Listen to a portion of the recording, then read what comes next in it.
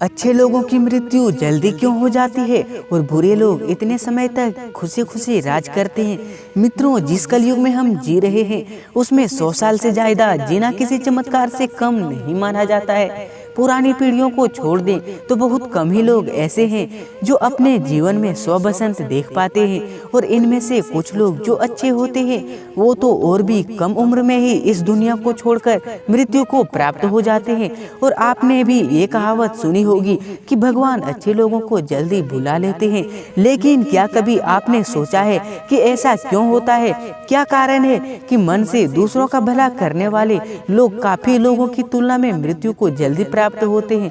आज के इस वीडियो में हम मिलकर इसी प्रश्न का उत्तर समझने की कोशिश करेंगे। तो नमस्कार मित्रों, स्वागत है आपका सत्य सनातन कथा पर। एक बार फिर से इस वीडियो को लाइक कर दीजिए एंड चैनल को सब्सक्राइब कर दीजिएगा। चलिए शुरू करते हैं। मित्रों, धर्म कोई सा भी क्यों ना हो, हर किसी में यही बताया गया है कि जिसने इस धरती पर जन्म लिया है उसकी मृत्यु निश्चित है। और अगर बात सनातन धर्म की करें तो इसकी एक मान्यता के अनुसार बच्चे के जन्म की छठी रात ही ब्रह्मा जी उसकी किस्मत लिख देते हैं, जिससे उसके आने वाले कल जैसे विवाह, पढ़ाई, नौकरी, यहाँ तक की मृत्यु की तारीख तक शामिल होती है। किस कर्मों के कारण कौन सी मृत्यु होती है यह भगवान ही जानते हैं कि किस व्यक्ति की मृत्यु कब होगी। और अच्छे लोगों को इस संसार से जल्दी बुलाने के पीछे यूं तो कोई वजह है, जिनमें से सबसे पहली वजह को समझने के लिए आपको जन्म का रहस्य समझना होगा। आप तो जानते ही हैं कि व्यक्ति इस मृत्यु लोक में जो भी कर्म करता है उसका हिसाब उसे मृत्यु के बाद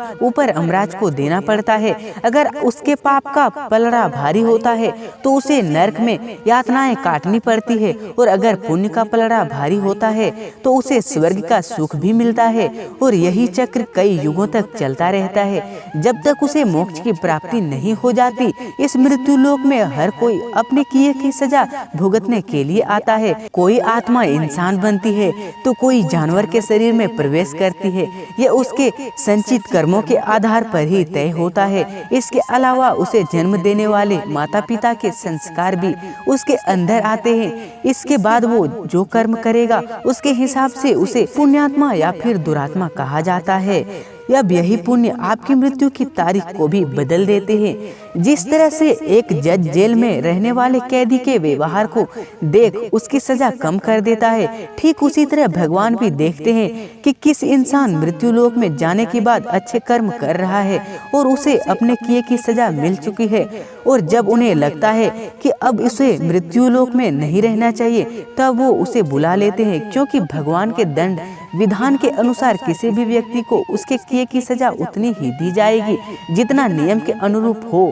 और दंड विधान की जिम्मेदारी संभालने वाले शनिदेव की कृपा से तो स्वयं भोलेनाथ भी नहीं बच सके, फिर हम इंसानों की तो क्या ही कहना है। इसके अलावा एक और वजह यह भी है कि अच्छे लोग कम उम्र में ही वो सारी चीजें हासिल कर लेते हैं जिनके लिए उन्हें धरती पर भेजा जाता है। हिंदू धर्म में मान्यता है कि भगवान हर अच्छे आदमी को किसी न किसी उद्देश्य के साथ ही इसे मृत्यु लोक में भेजते हैं, और भगवान अपना अवतार उन्हीं उद्देश्यों में शामिल कर देते हैं। इसीलिए जब वो उद्देश्य जल्दी पूरे हो जाते हैं तब भगवान उन्हें वापस बुला लेते हैं। अर्थात अच्छे लोगों की मृत्यु उनके अच्छे कर्मों पर ही निर्भर करती है। इसके अलावा आपको ये भी बता दूं कि जो लोग ये कहते हैं कि मरने के बाद इंसान खाली हाथ जाता है, उन्हें यह जान लेना चाहिए कि 3 चीजें ऐसी है जो मरने के बाद भी उसके साथ जाती है। एक है संचित कर्म, दूसरा है स्मृति और तीसरा है जागृति। इसीलिए ये किसी से मत कहना कि आप खाली हाथ आए थे और खाली हाथ जाएंगे। क्या आपने कभी एकांत में यह सोचा है कि आपको यह मानव जीवन क्यों मिला है? महाभारत में युधिष्ठिर महाराज के एक प्रश्न के उत्तर में भीष्म पितामह ने कहा था कि मनुष्य से बढ़कर कोई भी जीव नहीं है। आपको यह जानकर आश्चर्य होगा कि 84 लाख योनियों के बाद हमें मनुष्य जीवन मिलता है, और संसार के सभी प्राणियों में मनुष्य जीवन ही सबसे श्रेष्ठ है। मनुष्य जीवन का उद्देश्य है कि मनुष्य में सत्य एवं असत्य का विवेक कराने वाली हमारी बुद्धि का होना। लेकिन इस धरती पर हम दुनियादारी के चक्कर में ऐसे फंस जाते हैं कि हमारी बुद्धि सीमित दायरे में ही सिमट कर रह जाती है। हम सांसारिक सुखों को ही सब कुछ मानकर उसमें लिप्त रहने में ही अपना सौभाग्य और जीवन की सफलता समझते हैं।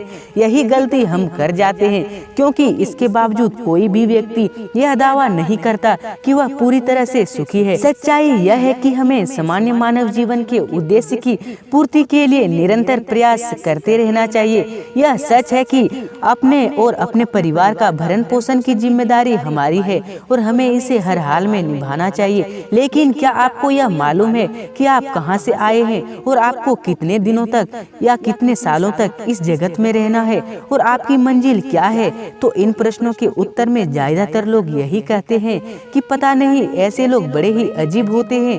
वो यात्रा तो कर रहे होते हैं पर यात्रा के संबंध में उन्हें कुछ भी जानकारी नहीं होती। उन्होंने मानव जीवन तो पाया है, लेकिन उन्हें अपने जीवन का लक्ष्य मालूम नहीं होता।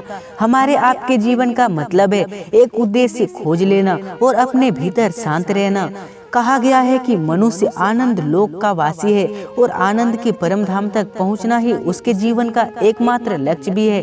इसीलिए मनुष्य को इस संसार की मृग मरीचिका से निकलकर भव्य जीवन की प्राप्ति के लिए साधना के मार्ग को अपनाकर अपने गंतव्य को पहचान करना चाहिए। इसी तरह दोस्तों, श्रीमद् भगवद गीता में भी भगवान श्री कृष्ण कहते हैं कि एक आध्यात्मिक और ऐश्वर्य जीवन का पद है जिसे प्राप्त करने के बाद मनुष्य मोहित नहीं होता। अगर कोई जीवन के अंतिम समय में भी इस तरह की स्थिति में हो तो वह भगवत धाम में प्रवेश कर जाता है। मनुष्य कृष्ण भावनामृत या दिव्य जीवन को एक क्षण में तुरंत प्राप्त कर सकता है और हो सकता है कि उसे लाखों जन्मों के बाद भी यह प्राप्त ना हो। दोस्तों, यह तो सत्य को समझने और स्वीकार करने की बात है। भगवत गीता कहती है कि वास्तविक जीवन का शुभारंभ इस बौद्धिक जीवन के पूरे होने पर होता है। दोस्तों, इन सभी बातों से यह स्पष्ट होता है कि हम सभी एक निश्चित समय के लिए धरती लोक पर आते हैं और कुछ विशेष कर्मों को करने के लिए आते हैं। जब हमारे वह कर्म पूर्ण हो जाते हैं और इस जीवन के लक्ष्य पूरे हो जाते हैं तो भगवान हमें इस शरीर को छोड़कर मृत्यु के बाद की आगे यात्रा पर भेज देते हैं। जैसे कि भगवान श्री कृष्ण ने भी कहा है कि वास्तविक जीवन का शुभारंभ इस भौतिक जीवन के पूरा होने पर होता है। तो ऐसे में दोस्तों, वो लोग जो पुण्य आत्माएं होते हैं, जिन्होंने जीवन में अच्छे कर्म किए होते हैं, जब दोस्तों उनके कर्मों का समय निर्धारित हो जाता है तो उन्हें इस संसार को छोड़कर अपनी आगे की यात्रा को पूरा करना होता है। और इसी तरह अच्छे लोगों की जल्दी मृत्यु हो जाती है, क्योंकि वो लोग अपनी कर्मों का फल जल्दी ही भोग लेते हैं। तो कैसी लगी यह वीडियो कमेंट करके जरूर बताइएगा और हमारे चैनल पर नए हो तो सब्सक्राइब करना बिल्कुल नहीं भूलिएगा और दोस्तों के पास भी शेयर कर दीजिएगा। जय श्री कृष्ण।